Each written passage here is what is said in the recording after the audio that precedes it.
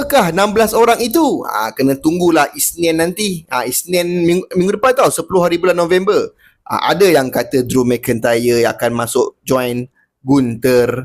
Ada yang kata Edge, Chris Jericho. Ramai. Korang pun boleh komen siapa yang korang nak John Cena lawan, ataupun siapa yang nak diorang muncul dekat tournament tu. So kalau kau tanya format macam mana 16 man punya tournament tu, aku pun belum pasti lagi. Mungkin 10 hari bulan 11 itu John Cena akan memberi lebih detail lah macam mana perjalanan tournament tu. Mungkin akan jadi macam King of the Ring ke.